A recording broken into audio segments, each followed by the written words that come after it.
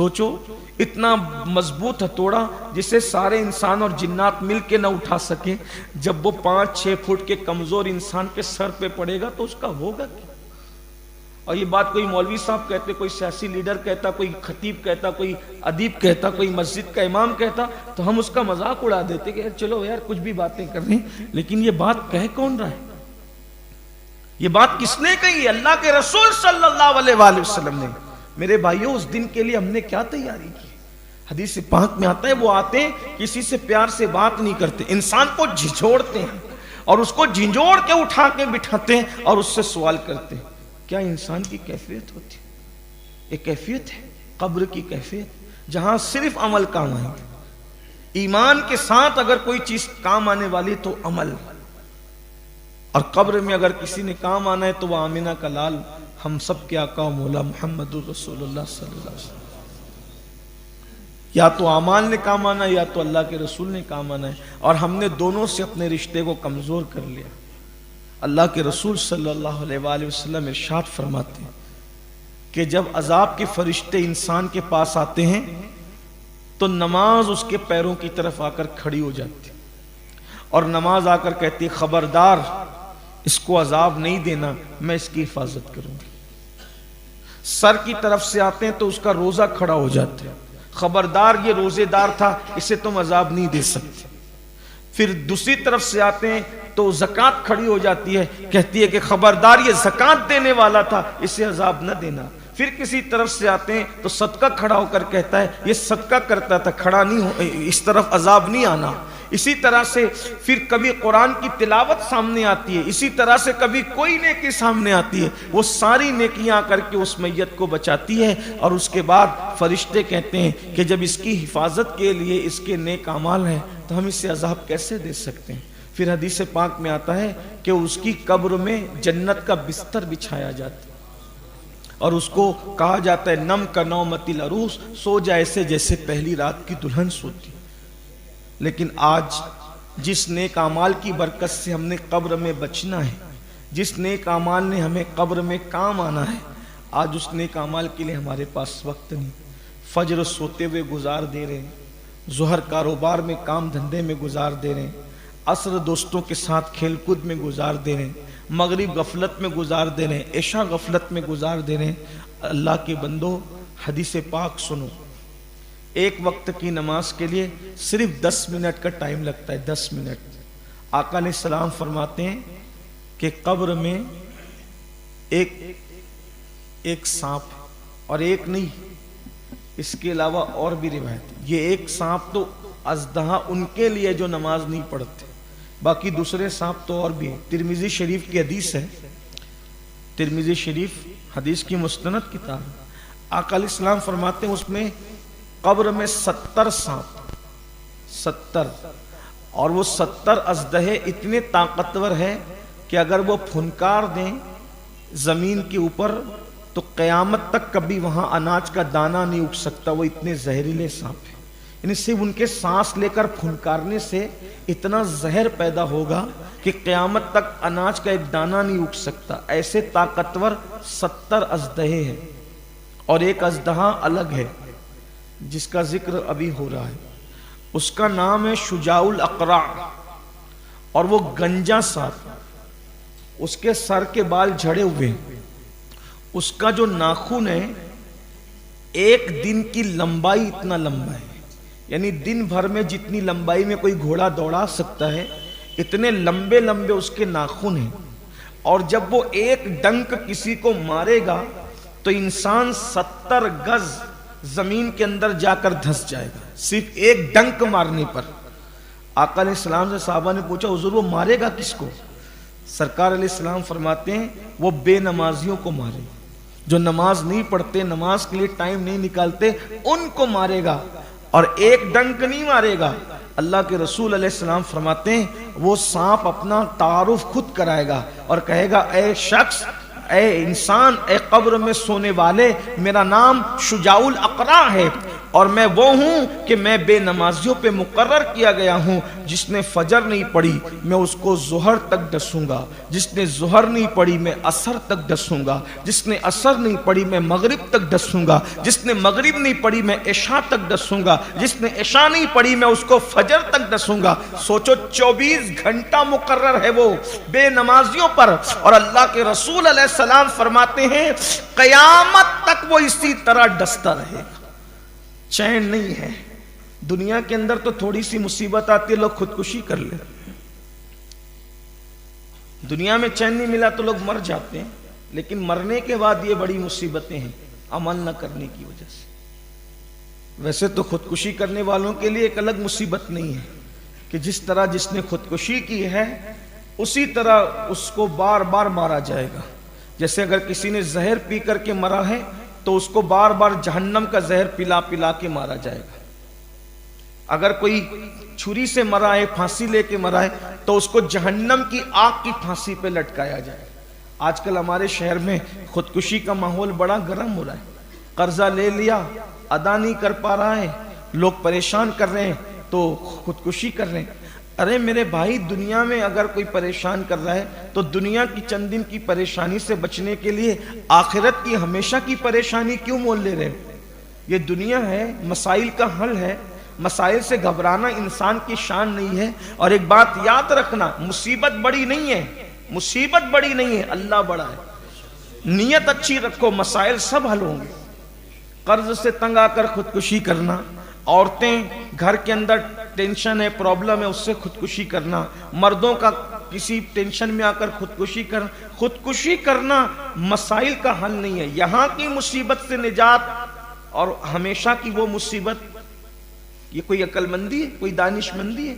ارے یہاں کے مسائل تو بھیک مانگ کے بھی حل ہو سکتے ہیں, لیکن وہاں کا مسئلہ کیسے حل ہوگا؟ یہاں کے مسئلے تو سورسز سے بھی حل ہو سکتے ہیں, وہاں کا مسئلہ کیسے حل ہوگا؟ اس لیے اللہ کے بندو اتنی کم ہمتی میں مت جیو. ارے یہاں کی مصیبت تو دعاؤں سے بھی چلی جائے گی, مگر وہاں کی مصیبت دعاؤں سے بھی نہیں جا سکتی. کتنی بھی دعا کر لو, وہاں جو اللہ کا فیصلہ ہو گیا. اس لیے کم ہمتی مت دکھاؤ اور اللہ کے عذاب سے بچنے کی, اپنے آپ کو بچانے کی کوشش کرو. قبر کا بہترین ساتھی آپ کے نیک اعمال ہے. نیک اعمال کی طرف پیش قدمی کرو, نیک اعمال کی طرف آگے بڑھو, اور قبر میں سکون اسی کو ملے گا جس کے پاس نیک اعمال ہے. اور اگر آپ کے پاس نیک اعمال نہیں ہے تو اللہ اکبر, جو کفن میں لوگ لپیٹ کر بھیجتے ہیں نا, کفن کے اندر جو لوگ لپیٹ کر کے بھیجتے, حدیث پاک میں آتا ہے وہ کفن بھی آگ کی چادر کی شکل اختیار کر جاتا ہے. اور بے نمازی کی قبر میں تو نیچے بھی آگ بچھائی جاتی ہے اور بے نمازی اس پر لوٹ پوٹ کرتا رہتا ہے. اس لیے نماز سے سستی کرنے والوں, نماز سے غفلت کرنے والوں, کبھی بھی جاگتے ہوئے میں نماز ترک مت کرو. سفر میں رہو تو نماز پڑھو, گھر پہ رہو تو نماز پڑھو, کاروبار پہ رہو تو نماز پڑھو. نماز میں غفلت مت کرو. ابھی کیا ہوگا, ماشاءاللہ رات بھر جگے, پھر یہاں فجر بھی ہوگی, فوراً جیسے ٹائم شروع ہوگا فجر پڑھ لیں گے, لیکن جو جا کر سوئیں گے تو پھر وہی شام کو اٹھیں گے. یعنی رات بھر نفل پڑھی اور اسی دن کی ظہر غائب کر دی. دیکھو کیا ہوا, کیا فائدہ ہوا. سرکار خواجہ نصیر الدین چراغ دہلوی فرماتے ہیں 70 سال تک غار میں بیٹھ کر عبادت کرو گے اور ایک فجر کی نماز فرض اگر ترک کر دو گے تو وہ 70 سال کا عبادت کرنا اور یہ 2 رکعت فرض کا ترک کرنا اتنا بڑا نقصان ہے کہ 70 سال کی وہ نفل عبادت اس کا مقابلہ نہیں کر سکتی. فرض کی اہمیت یہ ہے, اس لیے فرض میں محنت کرو, اعمال کی طرف توجہ کرو جہاں کوئی نہیں آنے والا, نہ دوستوں نے آنا, نہ احباب نے آنا, نہ مال نے آنا, رشتے داروں نے آنا, کسی نے نہیں آنا, بلکہ وہاں تو آپ کے اور ہمارے ساتھ اعمال آئیں گے. قبر میں کوئی تجوری نہیں ہے, قبر میں کوئی تجوری نہیں ہے, کفن کے اندر کوئی جیب نہیں ہے. ہم کیا لے کر کے جائیں گے؟ خالی ہاتھ آنے والا انسان خالی ہاتھ دنیا سے جائے گا. اگر اپنے ساتھ کچھ چیز لے کر جائے گا تو وہ عمل لے کر جائے گا, اور اگر عمل بھی نہیں ہے تو سوائے پچھتانے کے کچھ ساتھ نہیں آئے گا. آدمی پچھتائے گا اور پچھتانا بھی اس کو کام نہیں آئے گا. اس لیے آج کی رات عبادت کی رات آئے، آپ نے عبادت کی، ابھی صلاۃ و تسبیح آپ پڑھیں گے، آپ نے ہو سکتا ہے تلاوت بھی کی ہوگی، درود شریف بھی آپ نے پڑھے ہوں گے، لیکن یاد رکھیے اللہ کی بارگاہ میں توبہ کیجئے، یہ مغفرت کی رات ہے، بخشش کی رات۔ حدیث پاک میں آتا ہے سورج غروب ہونے سے لے کر 14 شعبان کا سورج غروب ہونے سے لے کر 15 شعبان کی صبح صادق تک اللہ کی طرف سے یہ اعلان ہوتا ہے مجھ سے جو مانگنا ہے مانگو میں تم کو عطا کروں گا۔ اللہ کا وعدہ ہے، سچے خدا کا وعدہ ہے، جو مانگنا ہے مانگو میں تمہیں عطا کروں گا۔ اللہ دینے کے لیے تیار ہے، مانگو اللہ سے۔ لیکن کچھ لوگ ایسے بھی ہیں جن کی دعا آج کی رات بھی قبول نہیں ہوتی، اور اللہ تعالیٰ آج کی رات ان کو معاف بھی نہیں کرتا۔ کب تک؟ جب تک وہ اپنی ان برائیوں سے صدق دل سے توبہ نہ کر لیں۔ نمبر 1، جو نشہ کرنے کا عادی ہے اللہ تعالیٰ اس کو معاف نہیں کرتا جب تک وہ نشے سے توبہ نہ کر لے۔ نشے سے توبہ کا مطلب یہ نہیں کہ مولانا نے پڑھا دیا استغفر اللہ پڑھو اور توبہ کرو، اور پھر استغفر اللہ آپ نے پڑھ لیا اور اس کے بعد پھر وہی کرنے لگے، نہیں۔ توبہ کا مطلب یہ ہے کہ اگر آپ نشہ کرتے تھے تو آپ نشے سے کنارہ کشی اختیار کریں، چھوڑ دیں نشے کو ترک کر دیں، سچی توبہ کر لیں۔ اب لوگ یہی کہتے ہیں کہ نشہ ہم سے چھوٹتا نہیں ہے، اگر آپ چھوڑنا چاہو گے تو سب چھوٹے گا۔ نمبر 2، جو ماں باپ کا نافرمان اللہ تعالیٰ اس کی بھی بخشش نہیں فرماتا۔ ہر سال ہمارے علماء اس کو دہراتے ہیں، ماں باپ کا بہت سارے لوگ ہیں کہ ماں باپ کو تکلیف پہنچا کر مسجد میں آتے ہیں صلاۃ و تسبیح پڑھنے کے لیے، عبادت کرنے کے لیے، ماں باپ کو جھڑکیاں دے کر آتے ہیں، ماں باپ کو ناراض کر کے آتے ہیں۔ بخشش نہیں ان لوگوں کی جب تک وہ اپنے ماں باپ کو راضی نہ کریں۔ کتنے لوگ ہیں یہاں جو اپنے ماں باپ کا حق ادا کرتے ہیں؟ دنیا میں کتنے لوگ ہیں ماں باپ کو غصے کی نظر سے دیکھتے ہیں، ماں باپ کو جھڑکیاں دیتے ہیں، ماں باپ کو گھر سے تک نکال دیتے ہیں۔ کچھ لوگوں کا حال تو یہ ہے کہ اپنے ماں باپ کو گھر سے نکال دیا، اس کے ماں باپ کبھی وہ بہن کے یہاں رہ رہے ہیں، کبھی پڑوسی کے یہاں رہ رہے ہیں، کبھی مسجد کے زینے پہ بیٹھ کے بھیک مانگ رہے ہیں، یہ حال ہے، کبھی اس سے کھانا مانگ کر کھا رہے ہیں، یہ حال ہے۔ اور بیٹا داڑھی بڑی کر کے سر پہ ٹوپی لگا کے 5 وقت کا نمازی ہے، اب وہ سوچ رہے کہ میں نماز پڑھوں گا تو جنت میں جاؤں گا، حالانکہ اس کو پتہ ہی نہیں ہے کہ اللہ کے رسول علیہ السلام نے فرمایا جس کے ماں باپ اس سے ناراض ہے اللہ اس کی نمازیں رد کر دیتا ہے، اللہ تعالیٰ اس کی نمازیں اس کے منہ پہ مار دیتا ہے، اللہ تعالیٰ نمازیں قبول نہیں کرتا۔ اپنے ماں باپ کو راضی کرو، اپنے ماں باپ کو خوش کرو۔ شب برات میں ان کی بخشش نہیں ہے جو اپنے ماں باپ کو ناراض کرتے ہیں، جو ان سے چلا کر باتیں کرتے ہیں، اونچی آواز سے ان سے باتیں کرتے ہیں۔ بے شمار ایسے نوجوانوں کی شکایتیں ہم لوگوں تک پہنچتی ہے کہ وہ گھر پہ پیسہ نہیں دیتا، 2500 کمائیں گے، 3000 کمائیں گے، 4000 کمائیں گے، 800 1100 روپے گھر میں دے دیں گے ماں باپ کو کہ تم ہفتے بھر چلاؤ، اور یہ اپنے دوستوں پہ موج مستی کرتے رہیں۔ ماں باپ کا دل کیا کہے گا؟ اپنے نئے نئے شوق پالیں گے، ماں باپ کا دل کیا کہے گا؟ یاد رکھنا، اچھی طرح یاد رکھنا، اپنے ماں باپ کو راضی کرو۔ یہاں سے جانے کے بعد پہلا کام، اگر ماں باپ ناراض ہے تو ان کو راضی کرو، ان کو خوش کرو۔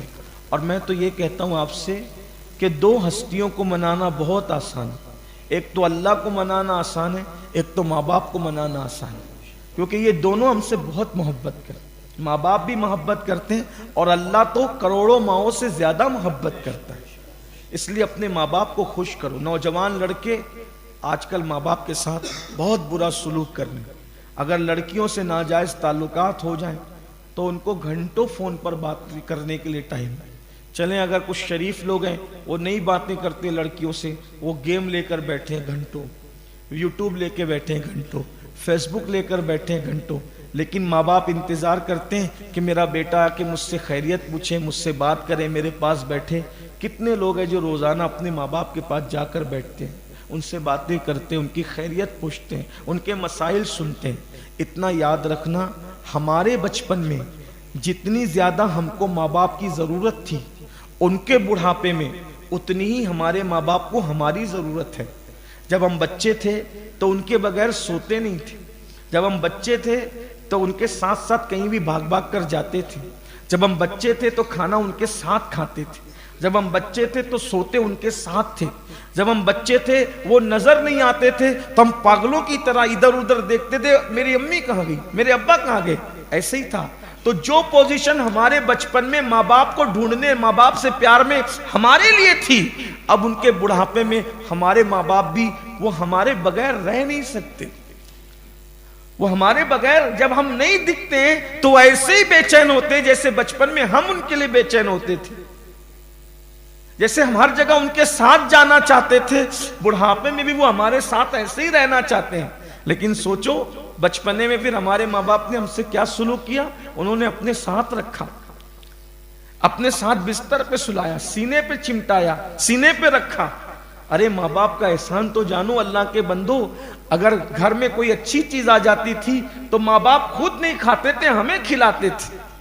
عید پہ کپڑے بنانے کی بات آتی تھی تو پہلے کپڑے ہمارے بناتے تھے، چپل خریدنے کی بات آتی تھی تو پہلے چپل ہماری خریدی جاتی تھی۔ اگر عید کی تیاری کے لیے پیسے نہیں ہوتے تھے تو اپنے ماں باپ کی غربت کو یاد کرو، وہ چاند رات کو جو ہے وہ لوگوں کے پاس جا کر کے قرض مانگتے پھرتے تھے تاکہ وہ ہماری عید کے لیے انتظام کریں۔ اور آج ہم جب جوان ہو گئے، ہمارے ماں باپ کو ہماری ضرورت ہے تو ہم ان کا علاج نہیں کرانا چاہتے، ان کے علاج کے لیے ہم جو ہے وہ کسی اور پر ڈال دینا چاہتے ہیں۔ وہ کھانے کے لیے بے چین ہے، وہ جس چیز کو کھانا چاہتے ہیں ہم لا کر دے نہیں پاتے۔ ہم دوستوں پہ تو خرچ کرتے ہیں، اپنے ماں باپ پہ خرچ نہیں کرتے۔ ہم دوستوں کے لیے تو جیب بھری رکھتے ہیں، اپنے ماں باپ کے لیے بھری نہیں رکھتے۔ ہم دوستوں کا تو خیال کرتے ہیں، اپنے ماں باپ کا خیال نہیں کرتے۔ دوستوں کا بھی خیال کرنا چاہیے لیکن ماں باپ کا کیا؟ ماں باپ کو رلانے، ماں باپ کو ناراض کریں۔ آقا علیہ السلام فرماتے ہیں جس نے ماں باپ کا دل دکھایا، جب تک وہ ماں باپ کو راضی نہ کر لے شب برات میں اس کی بھی مغفرت نہیں۔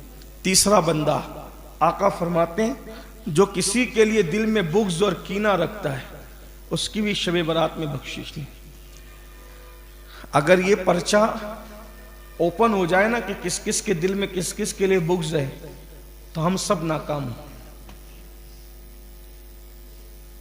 اپنے دل میں ڈوب کے سوچو، بھائیوں کے لیے بغض و کینہ، جن دوستوں کے ساتھ 4 گھنٹہ اٹھتے بیٹھتے ان کے ساتھ بغض و کینہ، کتنوں کے دل صاف؟ اب آپ سوچتے ہوں گے کہ جب حدیث پاک ہے کہ شب برات میں ہر دعا قبول ہوتی ہے، میں تو ہر سال مانگتا ہوں لیکن لٹک ہی جاتا ہوں، کیوں لٹک جاتے ہو؟ اندر کیا ہے؟ ارے کینہ کتنا برا ہے، سور جتنا برا ہے اس سے برا کینہ ہے۔ کینہ دل میں کینے کا سور بٹھا رکھا ہے، کیسے دعا قبول؟ دل میں حسد کا کتا بٹھا رکھا ہے، کیسے دعا قبول ہوگی؟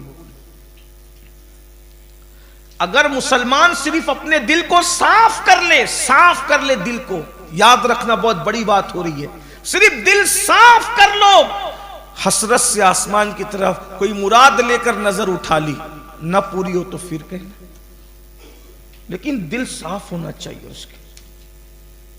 بتاؤ، جو بغل میں کتا لے کر پھرے وہاں رحمت کے فرشتے نہیں آتے، جو دل میں حسد اور بغض کا کتا اور سور بٹھا کر پھرے وہاں رحمت کے فرشتے کیسے؟ بتائیے۔ بھائیوں سے بغض ہے، حسد ہے، دوستوں سے بغض ہے، حسد ہے، رشتہ داروں سے بغض ہے، حسد ہے، اور پھر سوچتے ہیں کہ ہماری نمازیں قبول ہو۔ آقا فرماتے ہیں بغض حسد والوں کی نمازیں تو سر کے اوپر بھی نہیں جاتی، ان کی دعائیں تو سر کے اوپر بھی نہیں جاتی۔ اس لیے یہیں بیٹھے بیٹھے آج اللہ کے گھر میں فیصلہ کرو کہ جس کے دل میں کینہ ہے ابھی کے ابھی ختم کرتے ہیں، ابھی کے ابھی نکالتے ہیں۔ کسی سے دشمنی نہیں، ہمارا دشمن صرف ایک ہے، اس کو تو بھولے بیٹھے ہو۔ ایک دشمن ہے، ان الشیطان للانسان عدو مبین، بے شک شیطان انسان کا کھلا دشمن ہے۔ شیطان دشمن ہے جو اللہ کہہ رہا ہے شیطان تیرا دشمن ہے، شیطان کو بھول گیا؟ ارے بھول کیا گیا، اسی کے نقش قدم پہ چل رہا ہے۔ وہ فجر میں سلا رہا ہے تو سو رہا ہے، وہ جھوٹ بلوا رہا ہے تو بول رہا ہے، وہ جھوٹی قسمیں کھلا رہا ہے تو کھا رہا ہے، وہ حرام دھندے کروا رہا ہے تو کر رہا ہے، وہ بدکاریاں کروا رہا ہے تو سب کر رہا ہے۔ جو دشمن ہے اس سے دوستی کر لی، جو دوست تھے اس سے دشمنی کر لی، بربادی نہیں تو کیا؟ لوگ پورے ملک میں سفر کرتا ہوں، لوگ مجھ سے پوچھتے ہیں سید صاحب یہ بتاؤ حالات کیسے بدلیں گے؟ میں نے کہا تم بدلو، بس کوئی مشکل ہے حالات آپ بدل جاؤ، حالات بدل جائیں۔ جب تک بنی اسرائیل اللہ سے بغاوت کرتے تھے، فرعون کی غلامی میں رہے، فرعون ان پہ ظلم کرتا رہا، ان کے بیٹوں کو ذبح کرتا تھا، ان کی بیٹیوں کو غلام بنا کر زندہ رکھتا تھا، پیروں تلے رونتا تھا فرعون بنی اسرائیل کو، حالانکہ وہ اولاد پیغمبر تھے۔ فرعون ان کو ظلم کرتا تھا، پیروں تلے رونتا تھا، لیکن جب حضرت موسیٰ تشریف لائے اور بنی اسرائیل کے اندر انہوں نے توحید کا اجالا پیدا کیا، ایمان کا نور پیدا کیا، تو اللہ نے بنی اسرائیل کو عزت عطا کی، اور ظالم فرعون کو اللہ نے ان کی نگاہوں کے سامنے دریا میں غرق کر دیا۔ فرعون غرق کب ہوتا ہے؟ جب تم اپنی اصلاح کرتے ہو، جب انسان اپنی اصلاح کرے۔ فرعون غرق ہو گیا، نمرود ہلاک ہو گیا۔ انسان اپنی اصلاح کرے، اپنے اعمال دیکھیں، دیکھیے کیا اعمال ہے، کون سا گناہ ہے جو قوم مسلم کے اندر نہیں۔ تو بھائیوں، اسی وقت اپنے دلوں سے کینے نکال دو۔ دل میں کینہ، اس کی نشانی کیا ہے؟ دل میں حسد، اس کی پہلی نشانی تو ہے کہ کسی کا اچھا نہیں دیکھا جاتا، اس کا مطلب ہمارے دلوں میں کینہ بھی ہے اور حسد بھی۔ کسی کی تعریف ہوتی ہے تو ہمارے دل کے اندر بے چینی ہونے لگی، اس کی کیوں تعریف؟